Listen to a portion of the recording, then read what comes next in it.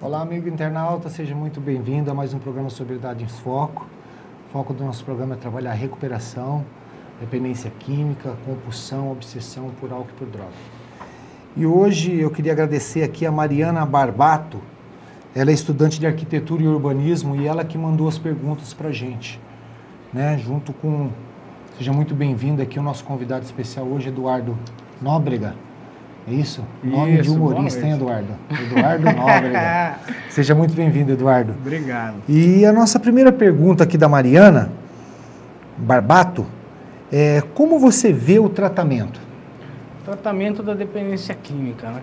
Bom, eu fui internado algumas vezes já, né? Eu passei por algumas clínicas de dependência química, né? Ou seja, obviamente eu sou um dependente químico e estou em recuperação hoje. Graças a Deus, vocês aí, eu estou conseguindo me manter em recuperação. Isso aí me trouxe uma experiência de várias internações, né? Eu tive em algumas clínicas, umas psiquiátricas e outras comunidades terapêuticas, que geralmente, hoje, essas últimas são voltadas para, orientadas pelo programa de 12 Passos de grupos anônimos. Então, a internação eu vejo como uma necessidade, que para mim foi, de brecar o uso de drogas, né? A compulsão, a obsessão e ser instruído no mínimo requisito para eu poder, num segundo momento, consertar algumas coisas que ficaram, aliás, várias coisas e as diversas coisas que ficaram pendentes na minha vida, que desestruturaram totalmente devido à adicção. Então, é uma coisa necessária, né? É assim que eu vejo o tratamento. Dificilmente eu conseguiria parar de usar, né, sem ter passado por uma instituição, né, especializada em tratamento de dependência química. Sozinho a gente não consegue, né, Edu? Não consegue. Sozinho é muito difícil. A pessoa sair, ter a boa vontade de ir para um grupo e ela, por sua livre e espontânea vontade, querer parar de usar droga. Ninguém para pelo amor, né? Geralmente. Infelizmente, na maioria das vezes, as pessoas param pela dor. Du, seguindo aqui, eu esqueci até de complementar, o Eduardo hoje ele trabalha na comunidade, na clínica Alpha Max, né? Como comunicação, ele trabalha lá com a internet, com o site, ele que cuida de toda essa parte dentro da clínica. Vamos seguindo aqui, Du, mais uma pergunta da Mariana. O que você acredita que poderia ser melhor no tratamento? Olha, o tratamento no Brasil, né, na minha opinião, pelo que eu passei, pelo segmento que eu trabalho hoje, né, como no tratamento de dependência química, eu vejo que tem muita coisa que precisa mudar. E melhor ainda dizendo, que precisa ser acrescentado, porque o Brasil tem uma cultura diferente, por exemplo, dos Estados Unidos, que a gente pega muita coisa de lá, né, como molde para a gente trabalhar aqui, né? Só que tem casos, né, que o Brasil, a política, as classes sociais, toda essa diferença sociocultural, econômica que existe no Brasil influencia muito. E na dependência química, no tratamento da dependência química não é diferente.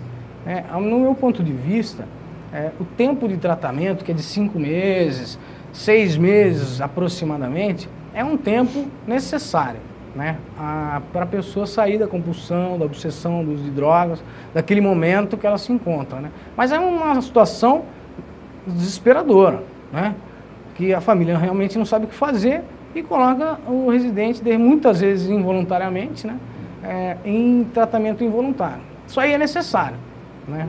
Não tem outra opção, né?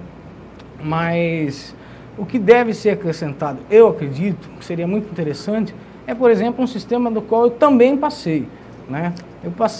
Seria uma segunda etapa do tratamento, né, que aí já não seria mais uma coisa imposta, seria uma coisa sugerida, uma coisa alternativa e voluntária. O residente que passou pelo tratamento de 5 ou 6 meses, passou aquela compulsão, obsessão, ele vai para uma segunda etapa, que seria morar num ambiente de recuperação durante um tempo. Por quê? Para ele poder se restabelecer socialmente, para ele aprender um pouco sobre filosofia, aprender um pouco sobre história, sobre a língua portuguesa. O adicto, o dependente químico sai de 15 anos de uso, chega numa clínica e já vai para a rua, volta para uma família muitas vezes doente, devido à codependência, aquela coisa toda, né? E não sabe o que fazer, né? Então eu acredito que essa segunda etapa é importante para isso. Ele vai estar num ambiente de recuperação, não vai deixar de estar com a família, né? Porém ele não vai estar mais em regime fechado de tratamento.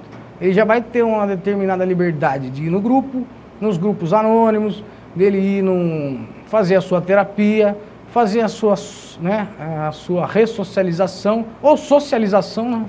Tem casos que há pessoas que nunca se socializaram na vida. E aí sim, partir para uma outra etapa ainda, de repente até uma terceira, né? Aí sim, ir trabalhar, ir estudar, mas sempre acompanhado de dependentes químicos que hoje pararam de usar, né? Eu digo isso porque, só para concluir essa parte, né? Porque 90%, dizem os estudos aí, não são adictos, né? 90%, 85%. Eu acredito que esse número, né, deve ter mudado, né? Devido ao tempo todo aí. Mas é um número aí do SENASE, do OBID, enfim. Como é que eu não entendi? 90% não são adictos? Como 90% não são adictos? Que estão em tratamento? Não, 90% da população mundial não são adictos. Né? Ou 85%, eu acho que esse número mudou. Né? Então, esses 85% não compreendem a gente direito. Não sabem por que eu não consigo parar de beber depois que eu tomo a primeira, que eu não consigo parar de usar depois que eu uso a primeira. Eles não entendem. E eu também não entendo eles. Como é que eles conseguem beber e parar no dia seguinte? Depois de trabalhar na segunda-feira, etc e tal. Entendeu? Entendi. Então, quem me entende são aqueles que passaram pelo problema e que conseguiram superar. E eles vão me ditar as regras. Falar, olha, eu fiz assim, deu certo. Né? Vamos caminhar desse jeito. Aí sim eu vou um dia de cada vez, seguindo essa programação de 12 passos. Né? E aí partir para a etapa final, que seria essa socialização já. Então você está me dizendo que por um período ele tem que tomar conta da sua recuperação. Muito bem? Isso. Agora me fala uma coisa, qual é esse período que ele tem que tomar conta da recuperação dele? Ele passou por um processo de desintoxicação, até onde eu entendi. Ele passou por um processo de desintoxicação, depois ele passou dentro da própria comunidade para uma casa de moradia, depois dentro da própria comunidade ele começou a trabalhar e estudar, e frequentar grupos de anônimos, ter mais a sua liberdade. Qual o período que compreende tudo isso, Eduardo? Olha, pelo que eu estou passando e passei, né, é mais ou menos uns 2 anos. Uns 2 anos mais ou menos, para as coisas começarem a se encaixar. Porque não é da noite para o dia que eu vou conseguir superar 15 anos de uso de droga. 15 anos de vivendo na rua, vivendo sem regras, indisciplinado, né? Ou seja, nós adictos somos, no conceito de ordem, nós somos a desordem. No conceito, nesse mesmo conceito, nós somos a impureza, nós somos a sujeira. É necessário existir ordem na sociedade. É óbvio que eu estou tratando a grosso modo, né? E como se desfazer ou solucionar esse problema, essa questão, né? Ninguém sabe ao certo, né? Ninguém sabe ao certo. Então, eu acredito que esse tempo é um mínimo, né, que uma pessoa precisa para atender esse requisito de ordem, para se encaixar, se enquadrar, obtendo e construindo um código de conduta, né, uma determinada moral e uma ética com a sociedade, para ele conseguir conviver. É o princípio básico da sociedade. Porque a sociedade, ela não aceita a dependência química, né? Como uma doença hoje, a maioria das pessoas são leigas em relação ao assunto, então ela não aceita o dependente químico, e o dependente químico tem essa dificuldade de estar vivendo ao lado de uma sociedade dita normótica, digamos assim. Né? Uma sociedade onde o cara, que nem o cara que fica um tempo internado, chega em casa, o pai, filho, toma uma cervejinha, não dá nada. Depois você para de beber, vamos beber uma aqui com o pai, depois tá tudo bem. Só que o pai não compreende que o filho não tem controle sobre isso. Sim. Ele não tem controle sobre isso. Ou muitos pais, pais inclusive de amigos meus que eu conheço, enfim, que falam, eu fumo um baseadinho, mas não dá nada, mas só que ele não tem exemplo nenhum para dar para o filho, moral nenhuma para dar para o filho, porque ele ainda continua usando e achando que aquilo não dá nada. Eu tenho controle sobre isso. Não é bem mais ou menos isso? Sim, exatamente. Né? Eduardo, na parte do convívio com os internos, todas essas perguntas o que a gente está fazendo hoje é tudo da Mariana Barbato que mandou para a gente. Então todas elas são da Mariana. E na parte do convívio com os internos? O convívio com os internos, nesse período de internação, onde eu estou em regime fechado, né, é um convívio bastante intenso. Nenhum relacionamento é fácil, é difícil. Ainda mais sendo adicto, né? Sendo pessoas que nunca ou respeitaram um pouco as ordens, as regras e as normas, né, da sociedade. Então, para eu poder me adequar a esse convívio, eu tenho que ter muito esforço da minha parte para eu, não digo me controlar, mas simplesmente abrir mão da minha reação, que a minha reação, ela não é muito legal, porque eu aprendi a reagir de uma forma adicta, digamos assim, de uma forma impensada, insensata. Então é todo um contexto que contribui para com que eu não consiga ser uma pessoa agradável socialmente a princípio, pois isso vai melhorando. Então eu acredito que o convívio é essencial. A gente vive pai, mãe e 2 filhos, estão cheios de conflitos. Imagina dentro de uma clínica, não pode ser um mar de rosas, não tem como você ter um convívio. As pessoas são diferentes, o ser humano é diferente, tem um convívio diferente, uma cultura diferente, um poder aquisitivo econômico diferente. Então, enfim, as pessoas são diferentes. Eduardo, e a participação da família e sociedade? No tratamento. No tratamento. Principalmente nesse início, é imprescindível a participação. Porém, tem que ser, ao meu ver, né, uma participação onde a família também se cuide e trate de si mesma. Porque a família realmente também fica muito abalada, né, e adquire uma determinada codependência, adquire essa mania, digamos assim, de estar bem só quando o familiar está bem, né? Ou quando ela acha que ele está, né? E mania de controlar o dependente, de tentar controlar, devido a todos os anos de uso de droga. Então a participação do familiar tem que existir, porém ele também tem que ser tratado. Isso num âmbito de internação, num momento de tratamento dentro de uma clínica. Ele também tem que ser tratado para que ele não facilite muito o uso de droga do residente, assim que ele sair, que não fale coisas de repente que vai incomodar absurdamente, porque o familiar está doente também. E a participação da sociedade, eu acredito que deveria ser um pouco maior, né, essa participação, mas também está sendo natural, né? A participação na sociedade está sendo natural devido à necessidade. A necessidade hoje da sociedade adquirir conhecimento e se instruir em relação à dependência química está sendo muito grande. E quanto maior o número de adictos, maior a necessidade. Ou seja, das duas uma, ou a sociedade adquire conhecimento para lidar com a situação como se deve, de forma ética, sensata, com um tratamento profissional e tudo mais, ou então joga todos os adictos para quarentena.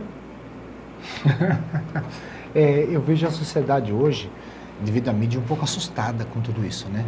A mídia, ela tá da forma que é divulgado, da forma que é falado, eu acho até uma forma um tanto quanto leiga em relação ao assunto. Eu não sei se leiga ou se, como você disse, ninguém sabe direito como tratar, né? Nós estamos fazendo o melhor que nós podemos. A realidade é essa. A gente traz modelos de outros países, mas não se adequa aqui devido aos problemas sociais que nós temos, são diferentes do de lá. O poder aquisitivo é diferente, a moeda é diferente, a língua é diferente, é tudo diferente. Então, muita coisa a gente não consegue se adequar aqui. Então, e isso vai se agravando. O poder público vem se esforçando também, mas não sabe bem uma saída. Está ficando uma coisa cada vez mais crônica. Você falou de família, Eduardo, porque você tratar do dependente químico, ele já te procurou. Ele já está derrotado. Porque o cara, para sair da casa dele, do convívio dos seus pais, ou do convívio de sua família, ele já está derrotado. Ele já não tem mais saída. ele vai para uma clínica quando ele está absolutamente irrecuperável, ele se acha irrecuperável, ele está destruindo tudo. Agora, como se trata da família arrogante, prepotente, acha que não tem nada a ver o tratamento dela com o do filho, que a gente escuta muito falar disso, né? Vai tratar do filho, de mim não. Eu não tenho problema nenhum. Eu tomo minha cerveja, fumo meu baseado muitas vezes, e eu não tenho problema nenhum. E para tratar dessa família, Eduardo? Como que chamar essa família para recuperação? Eu acredito muito na atração, né? Quando a família é resistente nesse sentido, eu costumo pensar, eu não falo isso, obviamente, às famílias diretamente, mas eu costumo pensar, então, já que está dando certo para você, né, já que a família, né, digamos assim, tenha todas as respostas, por que ela não cuida do filho, então? Entendeu? Por que foi procurar uma internação? Por que procurou ajuda através de uma clínica especializada? Então, se ela foi procurar, ela tem que ceder aos métodos dessa clínica. Porque se chegou nesse ponto é porque não tem mais saída, né? E se não tem mais saída, a gente não pode tratar, falar de humildade com arrogância, com prepotência, né? Ou a gente se abre para uma nova ideia, né, que talvez funcione, se eu permitir. Porque nada deu certo, né, Edu? Nada deu certo. Nada deu certo. Essa família precisa se render também. Sim. Até às vezes eu sou um pouco duro na maneira de eu pensar, né? Porque, na verdade, tem que ser radical. Eu não era radical para usar droga, eu não era radical para fazer uma série de outras coisas. Eu tenho que ser radical para me recuperar. Sabe? Tem que saber amar, né? Sim. Tem que saber amar. Eduardo, mais uma perguntinha aqui da Mariana Barbato. Como você se via quando estava no seu uso? Bom, no início eu me via uma pessoa, né? Na verdade eu era adolescente, né? Eu tinha 13, 14 quando eu comecei a beber, né? Enfim, comecei o processo da adicção ativa, né? Eu me via uma pessoa diferente. Eu não gostava das coisas que a maioria das pessoas gostavam, dos jovens da época e tal, né? E aí eu fui entender que eu era adicto, na verdade, depois de um tempo de uso, que eu queria parar, mas não conseguia. A vida me cobrava com que eu parasse, né? Eu já tinha reprovado pelo menos uns 2 anos no estudo. Isso com quantos anos, Eduardo? Com mais ou menos, eu comecei com 13, 14, com uns 17, 18, eu falei, eu não consigo mais parar. Então eu sou adicto, né? Eu tenho algum problema, eu não sabia qual era. Até saber o que era adicção demorou um tempo. Então eu me via dessa maneira. Depois, né, que passou um tempo, eu tive a oportunidade de ficar um tempo limpo, né? Não fiquei. Então eu comecei a me sentir culpado, porque eu consegui algumas coisas no tempo que eu fiquei sem uso de drogas, né? E depois, quando eu recaí, eu falei, nossa, eu fiquei me sentindo o pior dos seres. Onde, na verdade, não é isso que acontece. Não havia necessidade, mas eu me via assim. Eu me vi uma pessoa que teve as chances, mas eu não soube aproveitar naquele momento. Mas como diz o programa de Anônimos, que é só por hoje, eu vou seguir. E é isso aí que está funcionando para mim. Hoje você está usando só por hoje. Só por hoje. Só por hoje funciona. E quando você fala que você se sentia diferente mesmo, Eduardo, qual que é a dificuldade de ficar limpo, Eduardo? Onde está a maior dificuldade de ficar sóbrio? Porque entra em recuperação, sai, fica um período sóbrio, recai. Onde está esse segredo? Olha, eu não vejo segredo. Eu vejo uma dificuldade de lidar com a vida como ela é. A vida, ela tem todos esses altos e baixos, todas as questões que todo mundo deve lidar para, no mínimo, sobreviver, ganhar o seu salário, ter a sua família, né, e desenvolver algum trabalho na sociedade.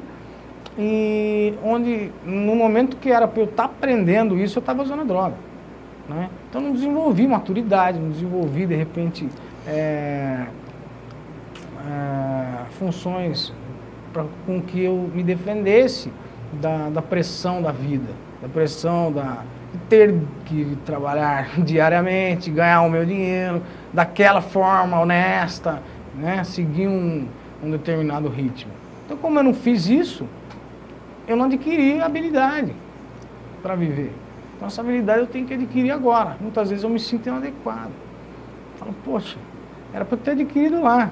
Hoje eu tenho 29 anos e não tenho coisas que de repente meus amigos da faculdade têm hoje. Eu começo a me comparar, então tá aí a dificuldade, né? Mas Uma o delas, né, segredo Eduardo? é uma delas, né? Uma delas, porque a gente sai bebida à vontade, todo mundo usando droga pelas esquinas, então a gente precisa lidar com essa dificuldade dia a dia e entender que ainda bem, né, 90% da sociedade não é doente, como algumas pessoas têm o problema do alcoolismo e da drogadição. Sim. E hoje, Eduardo, como você se sente agora? Né? E o que você espera do seu futuro, de quando você acabar essa internação sua? Bom, hoje eu me vejo uma pessoa que nem eu falei, que tem uma série de dificuldades, né? Preciso rever e estar sempre atento a todas elas, mas também com flexibilidade. Porém, eu também tenho minhas vantagens, viu, Manel? Eu tenho minhas vantagens. Eu vivi uma vida de que, digamos, 90%, 85% da população não viveu. Então, eu também adquiri experiências que 80% ou 90% não adquiriram, né? Tais experiências, de repente, podem ter sido pelo lado mais doloroso, difícil, né? Porém, eu adquiri certas habilidades que, de repente, eles não têm, né? Então, eu tenho minha vantagem também. Então, eu não me desvalorizo, né? Eu também tenho meu valor. Se eu não seguir uma faculdade, no momento que era para eu ter seguido, se eu não seguir um estudo, não completei determinadas coisas no tempo que geralmente as pessoas fazem, né? Com o que acontece, no entanto, eu tenho experiências aí com proatividade. É uma coisa que eu adquiri. Ou eu era proativo no meio da favela, certo? Ou então eu morria, né? Ou tinha palavra, ou então tinha que fugir, sabe? Então eu tive que criar determinadas habilidades. Hoje eu vejo como só um fator positivo, né? Que independente de qualquer coisa, existe uma ética e uma moral também, né? No âmbito do uso de drogas, no âmbito da adicção ativa. Você tem que ter uma palavra, você tem que ter firmeza naquilo que você fala, né? Pelo menos demonstrar, nem que seja de mentira, nem que seja mentirosa. Então, existem algumas coisas que eu acredito que são boas. Na realidade, a gente, quando entra em recuperação, é como se o caráter da gente fosse começar a se formar ali, né, Eduardo? Uhum. Aquela coisa que nem você falou assim, que eu tinha que dar minha palavra para o traficante, né? E hoje você tem que dar a sua palavra para uma série de outras coisas honestas, Exato. Não erradas. Então a gente vai meio que modulando o nosso caráter. Uhum. Du, como que você chegou na clínica, Eduardo? Você chegou voluntariamente, involuntariamente? Você foi resgatado? Você chegou transbordando de amor? Como você chegou na clínica? Eu cheguei através de resgate. Eu cheguei involuntário, né? Involuntário, até acho que involuntário é uma palavra muito... acho que não seria ideal para esse tipo de abordagem. Eu acho que o tratamento involuntário, dito involuntário hoje, é um tratamento onde a pessoa vai se internar contra a própria vontade. Porém, quem tem vontade de se internar? Começa por aí, né? Eu não tinha vontade de me internar, né? Agora, eu também tinha a necessidade de um tratamento. Só que o meu medo, na grande realidade, era passar por alguma outra clínica, né? Das quais, de repente, eu passei tempos atrás. Que eu tive mais umas 3 clínicas que eu passei, que eu acredito que isso até é um tema para uma outra conversa. Mas, diga-se de passagem, foram clínicas que me deixaram muito mal. Onde pessoas agiam de forma antiética, não tinha um tratamento com carinho, um tratamento com seriedade, né? A pessoa simplesmente colocava uma pessoa lá dentro, né? Colocava o filho, o familiar lá dentro da clínica e tratava à base de medicamento e de opressão, entendeu? Fica quieto, né? Aquela coisa, então não tinha, era meio ditatorial, sabe? Então não podia expressar nada daquilo que eu pensava. Aí não funciona. Então meu medo era esse. Por isso que eu não fui voluntário. Aí como eu fui involuntariamente dessa última vez mesmo, né, que para mim realmente foi a última, eu cheguei numa clínica onde eu não encontrei isso aí. né? Eu encontrei um ambiente saudável, com profissionais dedicados, pessoas que realmente, né, hoje fazem parte da minha vida, que até resolvi trabalhar lá, né? Olha, se eu fui trabalhar lá, eu nunca pensei em trabalhar numa clínica de recuperação, era a última coisa que eu pensava na minha vida, sabe? Então eu me dei bem com as pessoas, né? O pessoal lá da clínica me receberam muito bem, enfim. Tem um outro esquema, é uma mente aberta, o pessoal tem uma... Mais profissional. Mais profissional. Aí eu perdi esse estigma, né? E hoje eu não estou mais involuntariamente. Então, só para concluir, eu cheguei com uma equipe de remoção e resgate, me deixaram lá na clínica, eu fui, entre aspas, né, obrigado a me tratar, né? Nesse período, passou-se 15 dias, no máximo um mês, eu já não estava mais ali involuntariamente. Eu já estava voluntariamente, porque eu enxerguei, eu tive uma fase de conscientização. Eu enxerguei, falei, não, agora realmente eu preciso ficar limpo.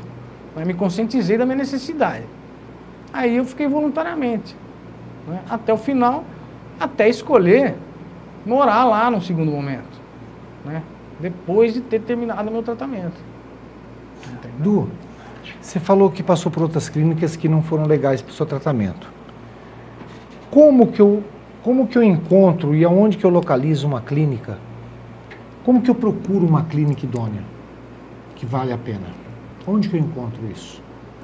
Olha, eu acredito que o familiar responsável, por mais desesperado que ele esteja, de repente por não estar conseguindo cuidar, ou então, até certo ponto, amparar o filho, o marido, a esposa, enfim, quem quer que seja, deve ir até o lugar, ir até a clínica, visitar, né, conhecer as pessoas, conhecer o trabalho que é feito dentro da clínica, né, se envolver, até porque, né, um tratamento ele é baseado muito na empatia, né? A gente vai ter um relacionamento junto com o residente de no mínimo 5 meses intensamente. Praticamente todos os dias a gente vai ter contato, tanto com o residente quanto com o familiar. Então, eu acredito que a gente tem que ter essa transparência, né? Nós, quando formos buscar uma clínica para tratamento para o meu familiar, e aí sim, né, ver como funciona o trabalho e conhecer os profissionais. Eu acredito que é a melhor forma. Por quê? Porque muita gente interna o seu filho, etc. e tal, o seu familiar, ou ente querido, de maneira apressada. Desesperada. Desesperada. Né? Desesperada. Liga, uma conversa que tem, do qual o funcionário da clínica transmite uma segurança, ela vai falar, tudo bem, pode vir buscar, o resgate vai lá, a pessoa não sabe se o resgate realmente é habilitado para exercer esse tipo de função, né? Se a clínica comunica o Ministério Público num caso de internação involuntária, entendeu? Tem todo um processo, né, para você realmente confiar numa clínica que vai tratar do seu filho, do seu marido, né, do seu namorado, enfim. Então você tem que, no mínimo, investigar o mínimo possível. Óbvio. Eduardo, você acredita que se não fosse a internação involuntária, você estaria em tratamento hoje? Eu acredito que não. Eu acredito que eu não vou dizer que eu teria morrido, né? Mas eu acredito que teria acontecido alguma coisa aí comigo, de eu ficar insano o resto da vida, ter algum problema mais sério, mental, né? Problema sério, né? Mental ou até mesmo físico, um acidente, enfim. Eu tenho quase certeza que isso aconteceria. Até porque eu cheguei dentro da clínica, eu cheguei na clínica com um ponto aqui na cara e a boca desse tamanho de ter arrumado uma puta de uma confusão na rua. Então, eu não ia durar muito tempo. Eu já não estava raciocinando direito. Eu estava usando contra a minha vontade e fazendo coisas contra a minha vontade, né? Então, eu não acredito que eu conseguiria, não. Muito bem. Eduardo, nosso tempo é curto. Infelizmente já acabou. Queria te agradecer de coração, Eduardo Nóbrega, ele da Clínica Alfamax. Aliás, deixa eu deixar o telefone aqui da Alfamax. É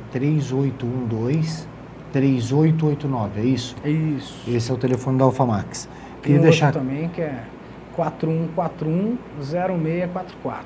Então tá, então quem quiser entrar em contato com a Clínica Alfamax tem esses 2 números aí. Vou deixar meu telefone aqui também, eu sempre me esqueço, as pessoas me cobram isso. Mari, você não deixou o seu telefone, Mari, então hoje eu estou lembrando aqui, eu vou deixar, é 19 DDD 9166 2879, 19 9166 2879. Muito obrigado pela sua companhia, muito obrigado, internauta, e fiquem com Deus.